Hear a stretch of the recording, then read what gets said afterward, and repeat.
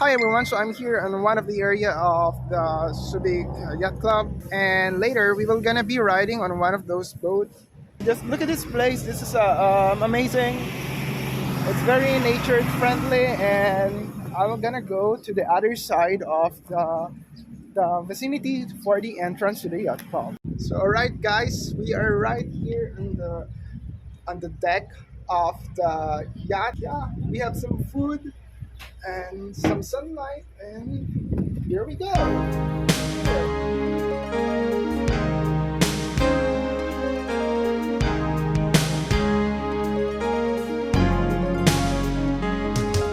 What's up, Tony? Tony is my student. So yeah, what's up? What's up? One, two, three. Okay, yo, with my co-teacher here, yo. Teacher Hello. is in the yacht. What's up, man? Huh? You are. I told you, I'm gonna beat you again. I beat you here. I beat you chess. You are not chess playing. I beat you here. Earlier, you were at the taxi. You are too bad What time did you to get here? chess. 10:30.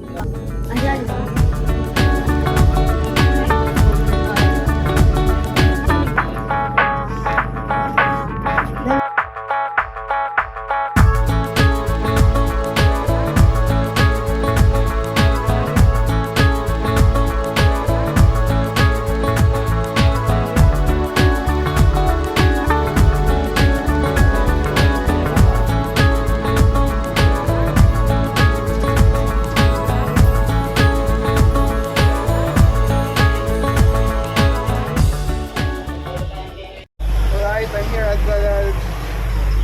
the deck. You can see it's moving. Yeah. Hey Tony, come.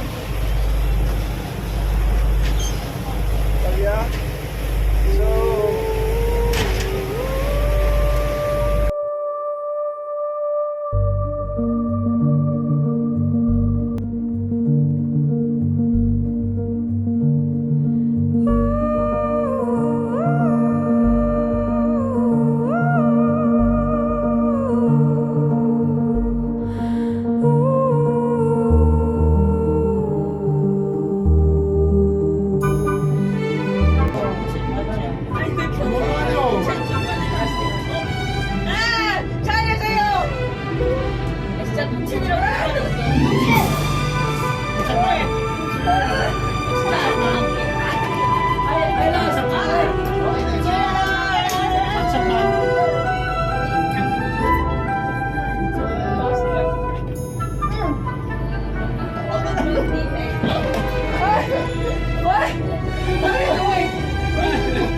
He's sleeping.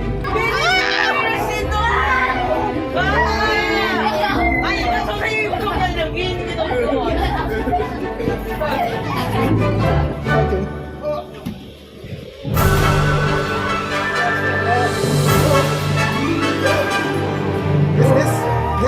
This way, guys. I think this is the room. These are the rooms. We have bedrooms and bathroom. Whoa!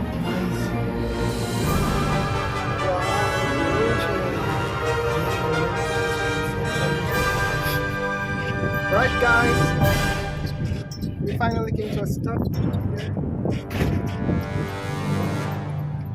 There's a lot of yacht here for swimming. I got you. I got you.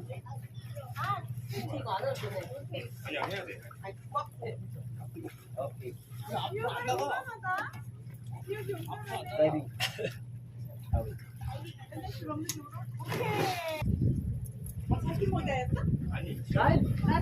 It's diving time for the kids.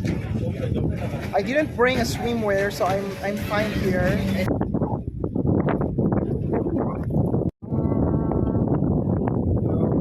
Yo, what's up?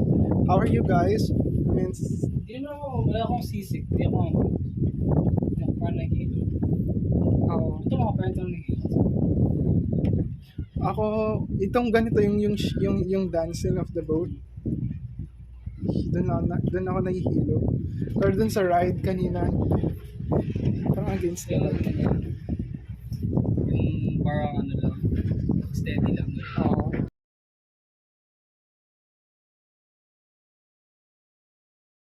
These are the people doing jet ski.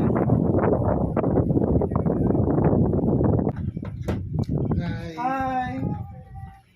It's more cold here. It's colder here. Yeah, it's and, colder you know, the sight of the sea is very relaxing. Hello YouTube. My YouTube. This is our hobby. Yeah. No, but my only audience. Thank you. Oh, that's why. Thank you. Kami na That's the only one. Only water. Another one outside. Yeah. Oh, you're done? You're done swimming? Come here. Wow. your side already. It's colder here. It's colder and fresher. So how are you? Yeah, how are you? We miss you. Yeah, how's Korea? How about Busy. oh yeah. In Korea it's usually busy they say. Why are they busy? Koreans are very busy people. Especially Jiho has a schedule of academy and sports. Yeah, he's very strong. Sometimes something I like it, sometimes I hate it because he always wins and I lose. He's very strong. Wait, I lose. Yeah, even on water, he's doing my neck like. You lose? you lose. No. How's the water? Good. What? How's the water? The water's good. Also. Good. No, you turn. Good. Who won loser? Ah. Yeah. Not yet. Not yet. Later study Jude, okay? 10 Don't have pages. books. Don't have books. I have book in my bag. Oh. Oh my god. Eats.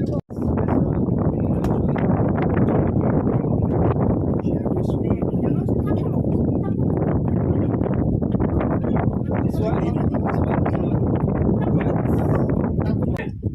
Olongapo is crowded, Crowded. just like Manila. Manila. Subic is Traffic. good. Subic Bay is good. It's the city by the bay.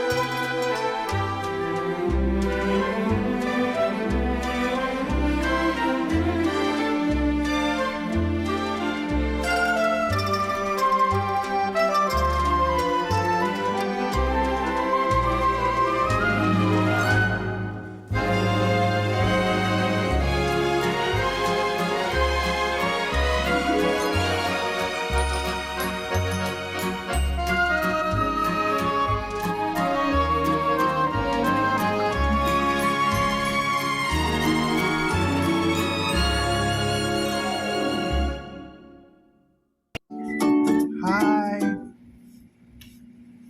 Say hi. Hi. No, say hi. No. Say hi. Don't hide. Wingardium Leviosa.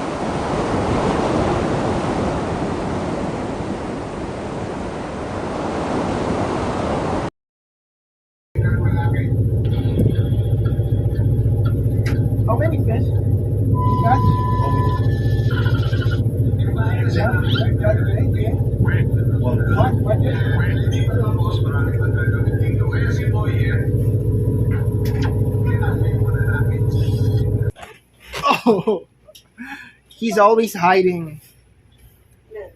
Catch the wave. It's very good. Yeah, let's catch the wave. Let's catch the wave. Let's catch the wave. Yung Jazwig is like, oh. No, 3 hours na kaming nandito. And, medyo nakakahilo na siya. But then it feels good. You know, when you're in the ocean.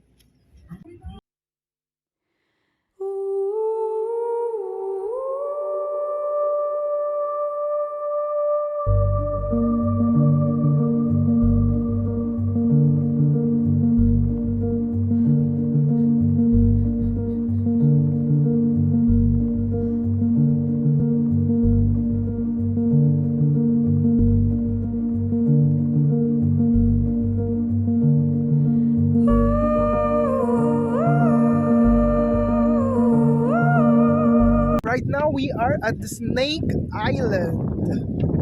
The Snake Island has a myth that long ago it is an island full of snakes. Under these water, slim chance that there's still snakes here, but I don't think there are any.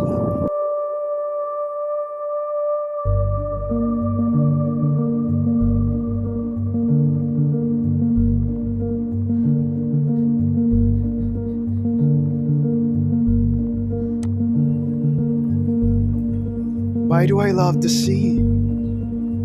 Because the ocean seems to have a healing power and it reminds us of our resilience and strength. Now, would you ask me, why do I love the sea?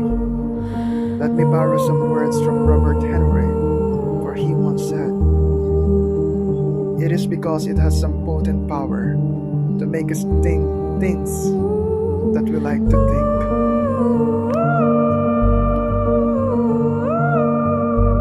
Be careful, go to Neil.